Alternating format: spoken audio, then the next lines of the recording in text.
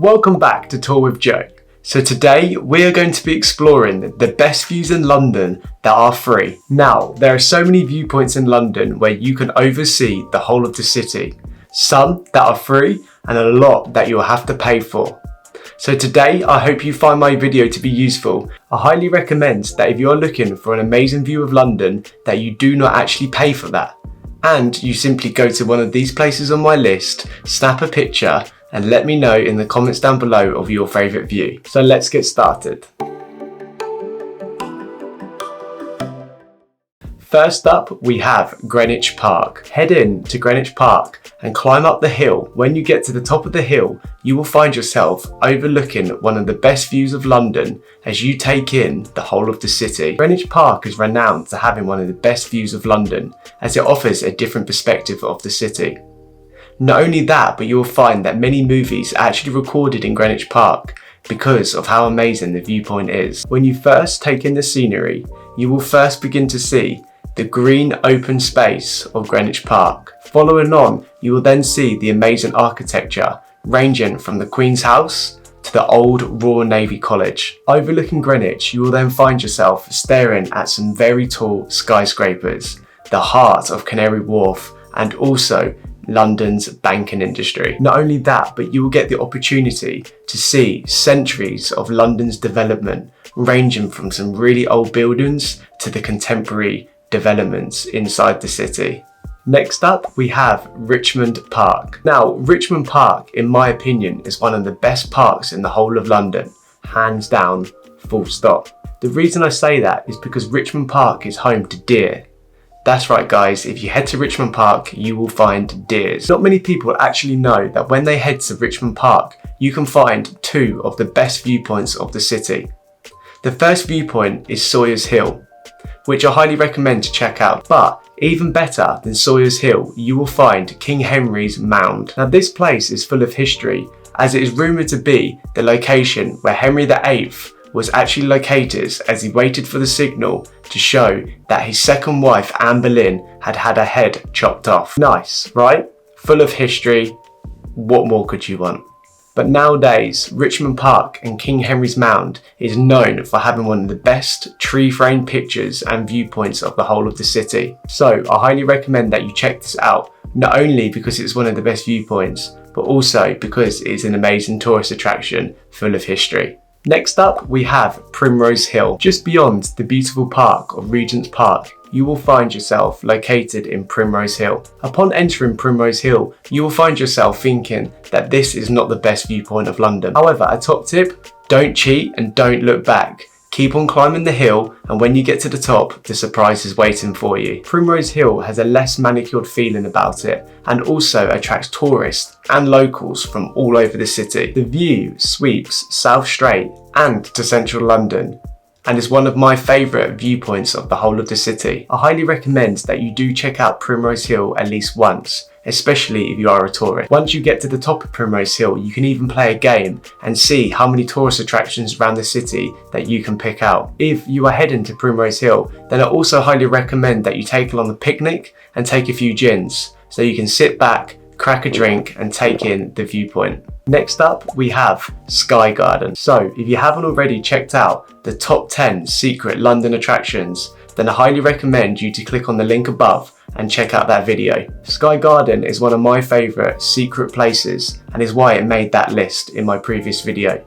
It really is a breathtaking view of the whole of the city. Sky Garden is housed at the top of the walkie-talkie building, which if you're trying to find, you really can't miss, as it is really an unusual shape. The walkie-talkie building is prime real estate for soaking up one of the best viewpoints of the whole of the city. Not only that, but Sky Garden is also one of the most majestic spots in the whole of London. When you are on the balcony and you are overseeing the whole of the city, if you look towards the east, you will find the skyscrapers of Canary Wharf. And then if you look to the west, you can pinpoint some of the best tourist attractions from the London Eye, the Houses of Parliament, and even Big Ben. Sky Garden really does offer a 360 view of the whole of the city from a bird's eye view. Top tip, if you want to beat the crowds, then I highly recommend to head to Sky Garden early in the morning. The location actually opens at around 7 AM. So I do recommend to go on the website and pre-book in advance. If you do head there early in the morning, then you can be in peace whilst looking over the city of London, and also possibly catch a sunrise on a lovely summer day as the heart of the city wakes up. Next up, we have Oxo Tower. Now, many of central London's viewing platforms are very expensive. Hint hint, the Shard. But hold on, don't pay all of that money. I highly recommend to go and check out the Oxo Tower before you head to the Shard. The Oxo Tower offers breathtaking views from the Thames side of London. Upon arriving, just head to the terrace, whereby you can enter for free as it is open to the public. Also, because of this attraction and viewpoint is not known among many people, you will probably find yourself being alone. How amazing is that? Seeing the city of London and not being surrounded by other people. The Oxo Tower is one of my secret, unknown places that I like to go. However, I want to share this with you today so you can check it out as well. Next up, we have Parliament Hill. Parliament Hill is one of the most iconic and panoramic views of the whole of London. Located in the grasslands of Hampstead Heath Park, Parliament Hill really does offer that breathtaking view of the skyscrapers of London. Also, the name and the history of Parliament Hill is hotly contested. My personal favourite story is that Guy Fawkes' friends actually headed to this location to watch the Houses of Parliament blow up and destruct, but obviously that never happened, but however the name is still stuck. Next up, we have the viewpoint from Tate Modern. Now, you may be thinking that Tate Modern is known for the artistic nature and for those who love art rather than viewing the city of London. However, if you head to the top of the Tate Modern, you will find yourself at a skyline view of the city centre. The viewpoint at the top of Tate Modern is truly magical. You will find yourself looking at the instantly recognisable dome of St Paul's. And also you can see the tallest building in London, the Shard. If you do look close enough, far afield, you may even be able to spot the famous Wembley Stadium. Next up, we have One Tree Hill. So, upon my exploring of the best viewpoints of London, I had heard that One Tree Hill was a great place, but also a place that was not known. Upon my arrival at One Tree Hill, I found myself with one of the best panoramic views of the city, also framed with leafy trees. The hill is the high point of the Honour Oak, whereby a story was told that Queen Elizabeth I rested under this tree in 1602.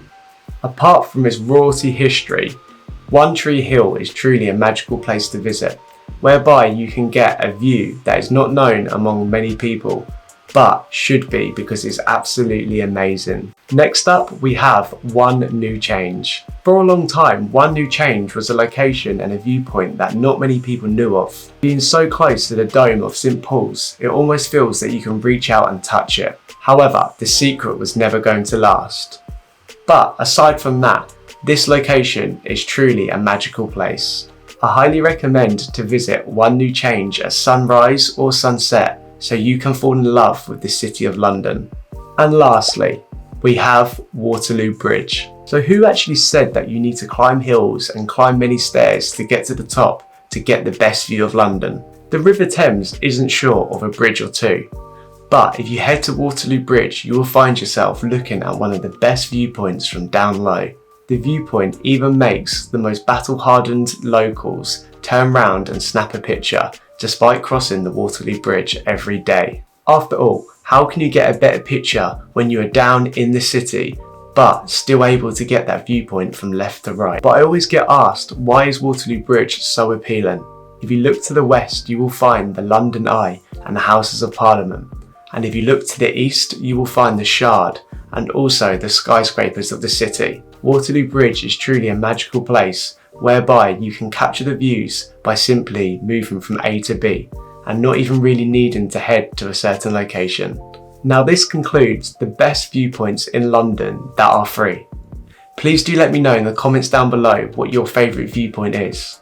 If you have ever been to London, then also let me know if there's a viewpoint that I have not included on my list today. If you are planning to visit London, then I highly do recommend to check out at least one or two of these viewpoints because it truly is worth it, especially if you are a tourist. Please do like and subscribe, and I'll see you in the next one.